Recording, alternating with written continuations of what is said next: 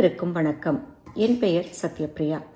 தினமொரு குறள் வரிசையில் இன்று நாம் காண இருக்கும் திருக்குறள் பொருட்பால் சூது என்ற அதிகாரத்தில் இருந்து குறள் 938. பொருள் கெடுத்து பொய்மேற்கொழி அருள் கெடுத்து அல்லல் உழப்பிக்கும் சூது.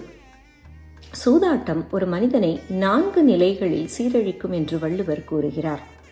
முதலாவதாக ஒரு மனிதனிடம் உள்ள செல்வத்தை அழிக்கும். இரண்டாவதாக இழந்த செல்வத்தை மீட்கவும் அந்த நிலைமையை சமாளிக்கவும் பொய் சொல்ல வைக்கும். மூன்றாவதாக பிறர் மீது காட்டும் இரக்க குணத்தையும் நற்பண்புகளையும் அழித்துவிடும். இறுதியாக அவனை மீள முடியாத துன்பத்தில் தள்ளி வருந்தச் செய்யும். சுருக்கமாக குறளின் பொருள்: சூது ஒருவனுடைய செல்வத்தை அழிப்பதோடு இல்லாமல் அவனுடைய நற்பண்புகளை சிதைத்து பொய்யனாக்கி மீள முடியாத துன்பத்தில் தள்ளிவிடும். மீண்டும் குறள்: பொருள் கெடுத்து பொய்மேற்கொழி அருள் கெடுத்து அல்லல் உழப்பிக்கும் சூது. நன்றி, வணக்கம்.